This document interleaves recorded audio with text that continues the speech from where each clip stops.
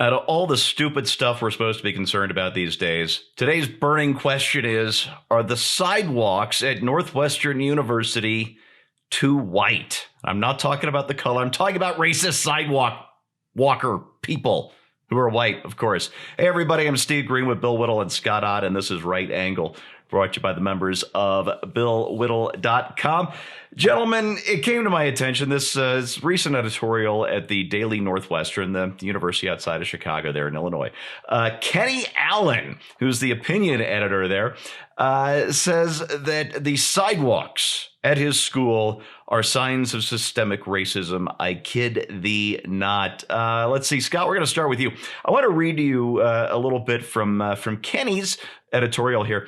Even when sidewalks were relatively empty, I would often have to walk way around people to pass without bumping into them. At first, I chalked it up to the geographic diversity of the school. Maybe the people that came to this school were used to different ways of moving through a public space. But after talking to my black friends about my experience, they echoed it. People at this predominantly white school would not move out of our way on the sidewalk. Scott, what occurs to me is I really wish Kenny had talked to some of his white friends and he may have found out this isn't a black thing after all. What do you say? Well, there are two things that this made me think of. When you first mentioned this during our backstage episode, which is for members only at BillWhittle.com, I thought, well, I must be the whitest guy ever, because my first thought was to try to explain to Kenny the relative merits of a white concrete sidewalk versus a black asphalt sidewalk because, you know, of the heat reflection, and it's not going to get as soft in the summertime and things. Like, I'm literally thinking about the sidewalk was when you said the sidewalk was too white. I was thinking, no, it's good that the sidewalk is white. That was a rational answer, you dinosaur. I am a painfully white guy who went to an engineering school, but not for engineering. So anyway, the other aspect of this is, my experience in life has been that there's causality and there's correlation. And we have a tendency to assign causality to things that are mere correlates. For example, if Kenny had talked to me and said, hey, ever walking down the sidewalk and there's like a group of people coming toward you and they're walking three abreast and they won't move even though there's not enough room for you to pass safely without stepping off the sidewalk. And I would say, yeah, that happens to me a lot. I can never understand why they don't just get in line and queue up and give me a little space so I can walk by. But instead, I just step off the sidewalk and let the group of three people pass because it's not that big of a deal.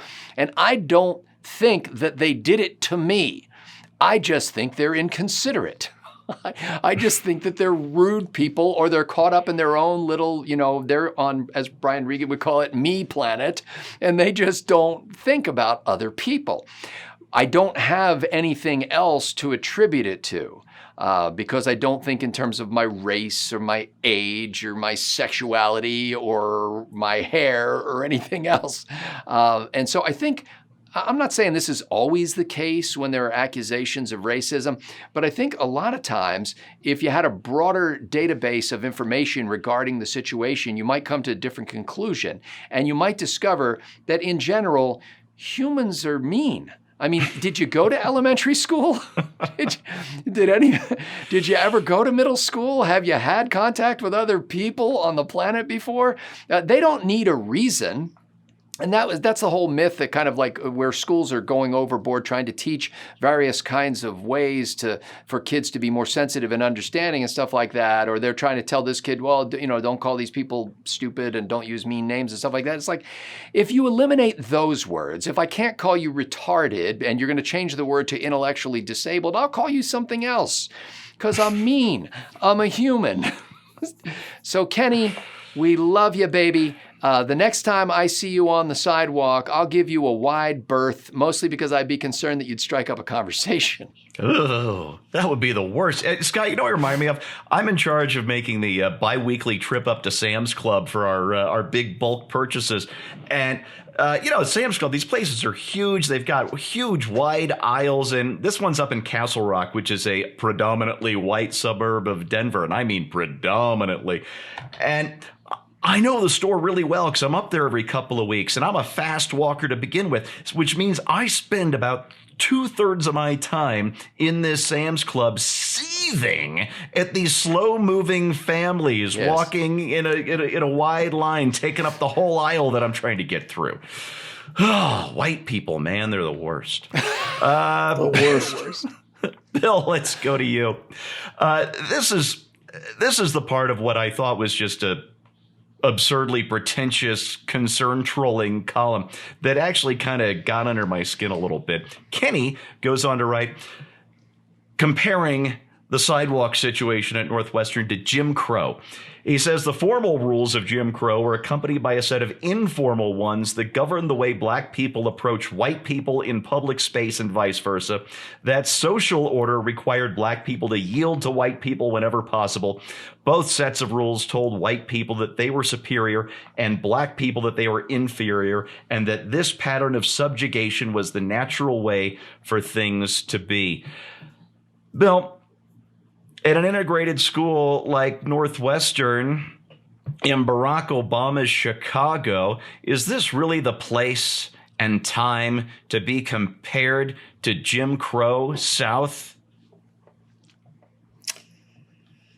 I'm with Scott on this one. I don't want to call people names that'll hurt their feelings. So let's just say that Kenny sounds quite a bit like a battery-powered personal massager to me.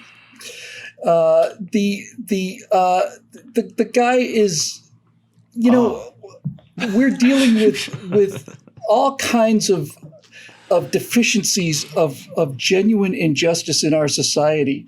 And this is like the hand sanitizer story we did a couple weeks ago or so on. Yeah. And there are several things about these kind of stories actually make me very, very happy. The first thing that makes me happy is if this is in fact true, and the worst part about American society is that somebody has managed to put a skin-sensitive kind of a stealth racist soap dispenser into the mix. And this is the great tragedy of American society in 2021. And that's a pretty good society, honestly. If the worst thing you can come up with is, the hand sanitizers are based on skin color and people are not showing, enough abject deference on the sidewalk. In other words, right, when you've got a society with real problems, you got dead bodies on the street. And as these people continue to reach for more and more and more arcane and ridiculous examples, number one, it's an indication that the society is fundamentally healthy. If this is all you got, right? I mean, really, if this is all you got, then I don't know if this is exactly hell on earth, number one. Number two, as the cult of victimhood not only continues but accelerates, and as naturally occurring injustice continues to increase, these synthetic injustice examples have to be constantly manufactured, and people realize how ridiculous this whole thing sounds. It just gets more and more absurd every day, and it's going to continue to get more and more absurd every day. I find the idea that people won't get out of my way on the sidewalk. I've never thought of the sidewalk that way. I never thought of it's like this person's in my way. The only time I think somebody's in my way on the sidewalk is when they're in front of me moving in the same direction I'm moving. We both talked about this a second ago.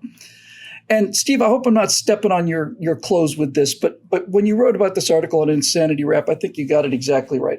He's claiming that this is a systemic issue. It's not a one-off that happened to him once. It's a systemic issue with high definition phones in the pocket of every single person on the planet now. I would like some visual evidence of white people shouldering black people off the sidewalk. If this is the kind of systemic thing he's talking about, he should have simply been able to just stand there on one of these many, many, many, many occasions where white people forced him off the sidewalk and just simply record it. That would have made the entire accusation a little more credible. I'll just close by saying I love his opening line. It's like, maybe people are, this is a diverse campus. Maybe people treat sidewalks differently. Well, on the planet Aldebaran 9, for example, when you come up with somebody who is different than you, the person who is smaller in stature and also older, as indicated by the number of rings on their beak, is expected to lie down backwards and allow them to trample over their wings. And this is the protocol from someplace different. So it may just be a cultural thing, but it's kind of hard to say. Indeed. And no, Bill, you didn't step on my clothes. I came up with an entirely different angle because I like fresh material for each of the different things I do. The first most important thing in becoming a victim is allowing yourself to think of yourself as a victim. Even back in the Jim Crow era, there were people like Rosa Parks who simply refused to be victims. They might have been victimized, but up here, where it counts, they were never victims. And that's why, in the end, they won. And that's important. But when we've taken a generation and we've taught them to look at everything through the lens of race, then everything, even something as silly as people trying to maneuver through a sidewalk or use a soap dispenser in a bathroom, everything becomes racist. And that instills a victimhood mentality in Black Americans that the Jim Crow South never did. And that's your right angle on that, brought to you by the members of BillWhittle.com. Just want to remind you that content like this needs sponsors like you, so we would love to have you on board. Go on over to BillWhittle.com, become a member today, or just make a one-time donation. We sure appreciate your support. Thanks for watching, and we'll see you next time.